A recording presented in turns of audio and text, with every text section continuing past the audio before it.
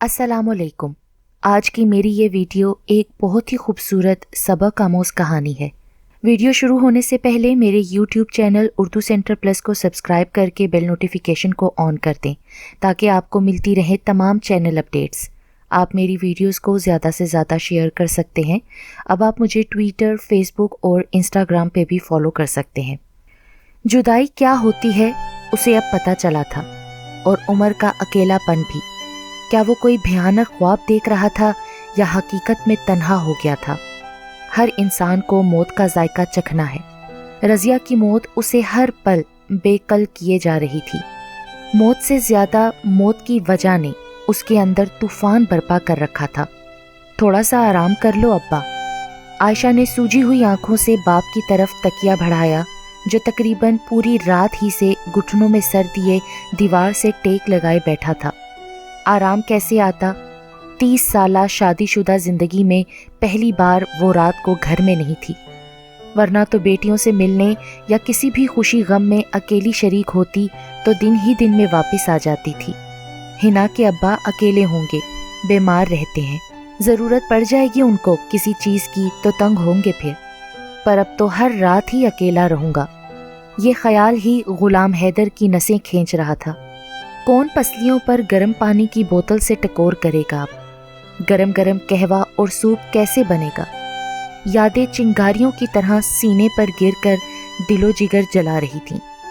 जब वो उसके घर में आई तो वो गैर संजीदा सा बिखरा बिखरा नौजवान था। वालिदैन में ज़हनी हम आहंगी और इत्तफाक ना हो सका तो वो अलग हो गए, तो माँ उसे लेकर नाना नानी के पास आ गई। तब वो 2 साल का था। 5 साल का हुआ तो माँ ने भी जीवन साथी चुन लिया। बाप ने कभी उसकी खबर ही ना ली कि किस हाल में है। सौतेला बाप शुरू में तो ठीक रहा, फिर उसके सौतेले बहन भाइयों की आमद का तांता बन गया।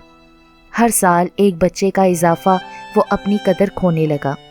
माँ छोटे बच्चों में मसरूफ़ होती और वो भूखा ही स्कूल चला जाता। जैसे तैसे 10वीं पास कर ली। अब सौतेला बाप खुलकर उसे बुरा भला कहता। तबीयत में अना और खुददारी थी, लिहाजा एक दूसरे शहर से आए दोस्त के साथ रहने लगा। एक छोटी सी नौकरी ढूंढ ली तो गुजर बसर होने लग गई थी। कभी कभार माँ से मिलने चला जाता। बाप की सूरत से नाआशना था। फिर एक शादी में एक दूर की खाला की नज़र उस पर पड़ गई। पढ़ा लिखा है, कमाता है, और सबसे बढ़कर अकेला, ना सास ना ननद। अरे आजकल कहाँ मिलता है ऐसा रिश्ता। एक बड़ी बूढ़ी ने मशवरा दिया, 4 बेटियां हैं तेरी, ब्याहते ब्याहते बूढ़ी हो जाएगी। अरे कह तो बात चलाऊं। तब खाला ने नीम रजामंदी का इजहार कर दिया, हालांकि दिल से चाह रही थी कि रिश्ता हो जाए। बड़ी बेटी तेजी से कद निकाल रही थी और बाप 4 साल से चारपाई पर पड़ा था, और वो रज़िया की उठान देख देख कर बाउली हो जा रही थी। जिंदगी एक निज़ाम में जुड़ गई। स्कूल टीचर था पर हमेशा देर से जाता, रात को देर तक दोस्तों की महफिलों में रहता। अब तो हर चीज़ घड़ी की सुइयों पर चलने लगी थी। रज़िया ख्वाब बहुत देखती थी, जागती आंखों के ख्वाब। ख्वाबों और उम्मीदों के बगैर जिंदगी कागज़ के फूलों जैसी है, बगैर खुशबू की। गुलाम हैदर ने बेचैनी से पहलू बदला। फर्श पर दरी के ऊपर बैठा वो तकरीबन अकड़ गया था, जोड़ जोड़ दुखने लगा। रज़िया कभी इस तरफ से आ जाती, कभी उस तरफ से। जब से वो प्लॉट की पहली 3 किस्तें जमा करवा कर आया था, वो बहुत खुश और पुरजोश थी। अपने घर की तमन्ना जैसे किसी जोंक की तरह उसके मन में चिमट गई थी। हर वक्त ही रज़िया घर के ख्यालों में खोई रहती थी।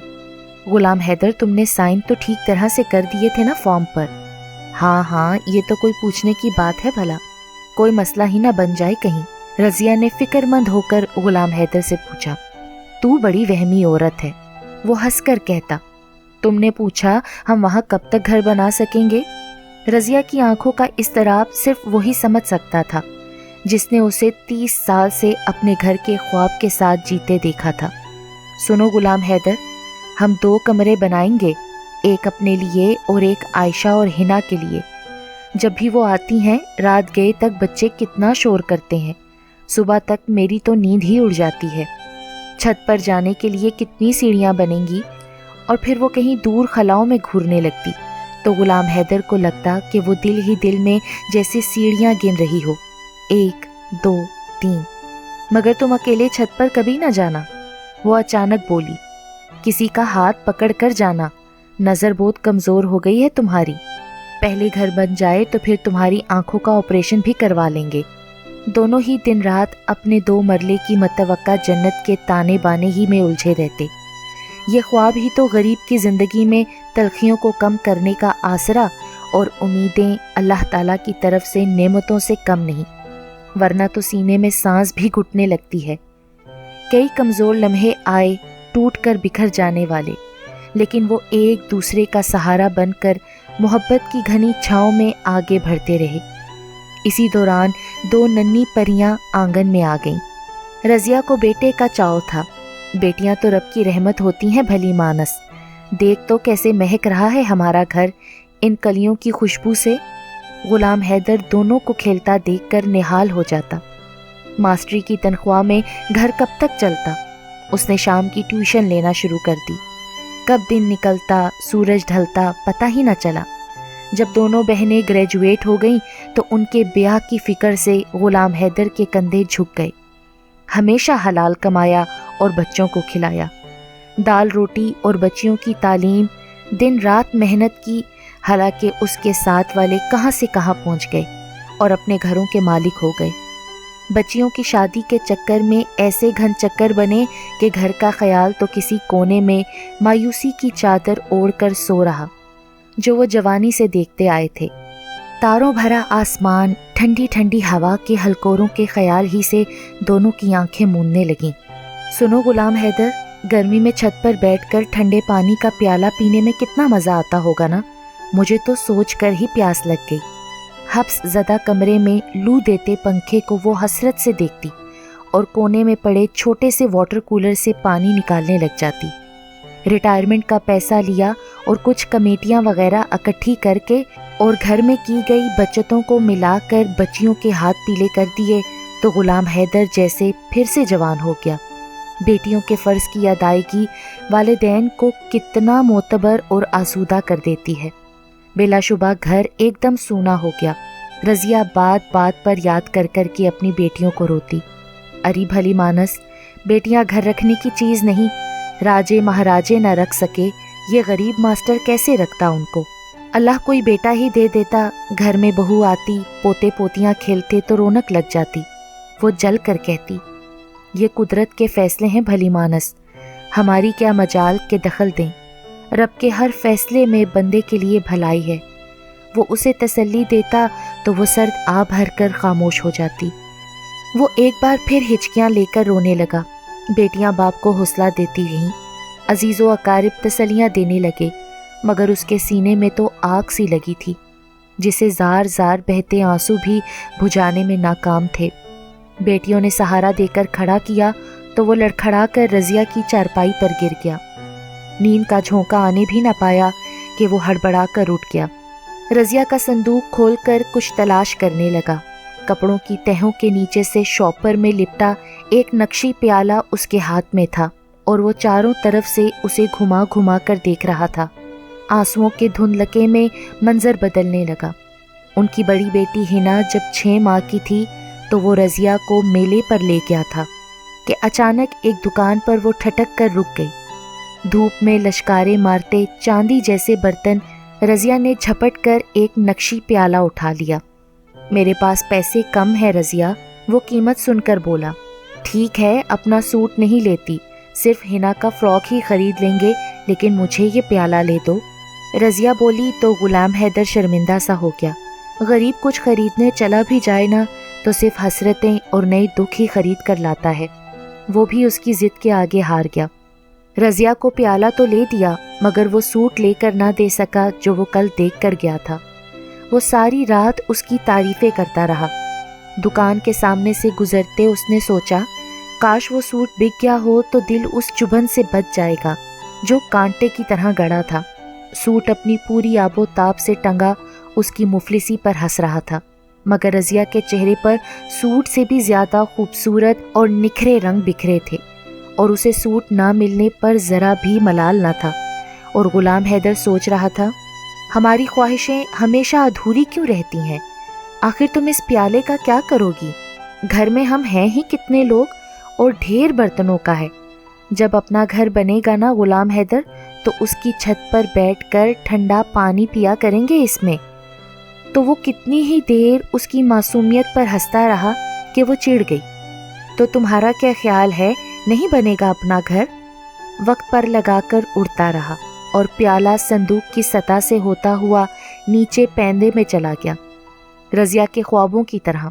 بچیاں بیاہنے کے بعد گھر میں کچھ تنگ دستی سی ہو گئی تو غلام حیدر نے دکان پر چھوٹی سی نوکری کر لی۔ گزارا پھر چلنے لگا۔ 2 بندوں کا کیا خرچہ، کلو گھی ہی ختم نہ ہوتا، مگر جب عائشہ اور ہنا آ جاتی تو دونوں ہی میں اڑ جاتا۔ وہ اکثر شکایت کرتی، اری بھلی مانس، جو ان کے حصے کا لکھا ہوتا ہے کھا جاتی ہیں، کیوں ناشکری کرتی ہے تو؟ پھر اچانک ایک دن غلام حیدر نے دیکھا اخبار میں اشتہار تھا کہ 2 مرلے کے پلاٹ قسطوں پر دیے جا رہے ہیں۔ وہ آتے ہوئے اخبار گھر لے آیا، رضیہ کو دکھایا تو کھل اٹھی۔ برسوں سے کونے میں سوئے خواب نے مایوسی کی چادر پھینکی اور پھر جاگتی آنکھوں کا تارا ہو گیا۔ نہیں نہیں غلام حیدر، ہم یہ موقع ہاتھ سے جانے نہ دیں گے، کچھ بھی کریں گھر ضرور بنائیں گے، ہم پینشن کے پیسوں سے گزارا کر لیں گے، ساتھ والی کے ساتھ کمیٹی ڈال کر پہلی میں لے لوں گی، تم دکان والے سے کہو چند ماہ کا ایڈوانس دے دیں، بھلے ہی مکان کرائے کا ہے، ہم کون سا بھاگے جا رہے ہیں، اتنے سالوں سے بیٹھے تو ہیں یہاں پر۔ وہ ایک ہی سانس میں بولے جا رہی تھی، اچھا اچھا کرتے ہیں کچھ۔ وہ مسکرایا تو رضیہ کو امید بن گئی۔ سر پر قرض چڑھا، وہ پہلی 3 قسطیں ادا کر آیا اور اب 5000 ماہانہ ادا کرنے تھے۔ آج اس نے رضیہ کے چہرے پر برسوں بعد پھر وہی رنگ دیکھے جو نقشی پیالہ خریدتے ہوئے دیکھے تھے۔ خواہشوں کے رنگ کسی عمر میں بھی پھیکے نہیں پڑتے۔ غلام حیدر نے بغور اس کا چہرہ دیکھتے ہوئے سوچا۔ غلام حیدر بڑی دیر تک پیالے کو دیکھتا رہا، جانے کتنی ہی بار اسے رضیہ نے مانجھا، چھوا اور محبت سے لپیٹ کر رکھا تھا، اسی لیے برسوں بعد بھی اس کی آب و تاب ویسی ہی تھی۔ اس نے کبھی بے پناہ مسائل کے باوجود بھی پیالے اور اس سے جڑی خواہش کو مان نہ پڑنے دیا تھا، اور جب وہ 3 ماہ کی قسط جمع کروا آیا تو رضیہ نے ایک بار پھر پیالے کو اس جاں فشانی سے رگڑا کہ وہ ڈر گیا، جیسے وہ آخری بار مانج رہی ہو۔ جانے یہ منحوس خیال اسے کیوں آیا؟ رضیہ پیالے کو بار بار دیکھ رہی تھی، کبھی پانی سے بھر کر ہونٹوں کو لگاتی، پھر لو برساتے چھت کے پنکھے کو دیکھتی اور پھر برا سا منہ بنا کر مسکرانے لگی۔ اب بس کر، رکھ بھی دو اسے، غلام حیدر نے ٹوکا۔ کیوں، آج ہی تو اسے چمکانے کا وقت آیا ہے، دیکھو تو صحیح غلام حیدر، اس پر کندہ کلیاں جیسے کھل سی گئی ہیں۔ ہاں ہاں، تھوڑی دیر تمہارے ہاتھ میں اور رہا نا تو وہ خوشبو بھی دینے لگیں گی۔ غلام حیدر یہ کہتا ہوا مسکراتا ہوا دکان پر چلا گیا۔ سیڑھیاں ذرا بڑی اور چوڑی رکھنا، عائشہ اور ہنا کے بچے شرارتی ہیں، کہیں گر نہ جائیں۔ اکثر وہ گھر کو چاروں طرف سے حقارت سے دیکھتی کہ کتنا گھٹن زدہ ہے۔ زندگی کے 30 سال تو اس نے اپنے گھر کے سپنے میں گزارے تھے، اس گھر کو تو وہ دڑبا کہتی تھی، اور پھر 3 ماہ بعد وہ قسط جمع کرانے جا رہا تھا۔ سفید شلوار قمیض بڑی مشکل سے سلوٹیں نکالی تھیں۔ رضیہ جاتے ہوئے اس کے بوٹ پرانے کپڑے سے صاف کرنا بھی نہ بھولی، اور بار بار بول رہی تھی یہ ضرور پوچھنا کہ ہم گھر کب تک بنوانا شروع کریں، اگر وہ اجازت دیں تو سیمنٹ اور اینٹوں والوں سے بات کر لیتے ہیں۔ جب تھوڑی دیر بعد وہ گھر واپس آیا تو اس کا منہ لٹکا دیکھ کر بھی وہ پریشان تھی۔ کیا بات ہے غلام حیدر، کیا وہ ابھی گھر بنانے کی اجازت نہیں دے رہے؟ کوئی بات نہیں، اتنی جلدی بھی کیا ہے؟ مگر غلام حیدر سارے رستے سوچتا آیا کہ وہ کیسے بتائے گا رضیہ کو کہ ہمارے ساتھ بہت بڑا فراڈ ہو گیا ہے۔ وہ جگہ تو بکاؤ تھی ہی نہیں، کوئی فراڈ کمپنی چکما دے گئی ہمیں، تم بتاتے کیوں نہیں، ہوا کیا ہے؟ اور پھر الفاظ اس کے لبوں سے پھسلنے لگے۔ رضیہ نے سینے پر ہاتھ رکھا تو ایک ہائے کے ساتھ ہی وہ زمین پر ڈھیر ہو گئی۔ رضیہ! غلام حیدر کی چیخ سے در و دیوار ہل گئے اور پھر اسے ہوش نہ رہا۔ رضیہ کے بعد جیسے اس کا دل بھی دنیا سے اٹھ گیا۔ اس نے ٹرنک سے پیالہ نکالا اور کچھ سوچ کر قبرستان کی طرف چل پڑا، اور راستے سے کچھ باجرا اور چاول لیے اور قبر پر بکھیر کر پیالہ بھر کر پانی رکھایا۔ اگلے دن جب وہ سویرے سویرے قبر پر گیا تو وہ نقشی پیالہ بھی وہاں سے غائب تھا۔ وہ بوڑھے گورکن کی جھونپڑی تک گیا، اس کا بیٹا بیٹھا سگریٹ میں چرس بھر رہا تھا۔ دیکھو، وہ مریل سی آواز میں بولا، کل میں نے اپنی بیوی کی قبر پر ایک نقشی پیالہ پانی بھر کر رکھا تھا، اب وہ وہاں نہیں ہے۔ وہ اٹھ کر قبر تک آیا، ادھر ادھر نظریں دوڑائیں، سگریٹ کا گہرا کش لیا، زیر لب مسکرایا اور سرخ آنکھوں سے اسے دیکھتے ہوئے بولا، کوئی مٹی وٹی کا رکھ دیتے نا بڑے میاں، ایسی خوبصورت چیزیں تو کوئی قبرستان میں بھی نہیں چھوڑتا۔ اور جھونپڑی کی طرف پھر وہ چل دیا۔ غلام حیدر قبر پر گر گیا۔ وہ قبر سے چمٹ کر یوں رو رہا تھا جیسے اسے ڈر ہو کہ اب کوئی رضیہ کا بے جان جسم بھی نکال کر لے جائے گا۔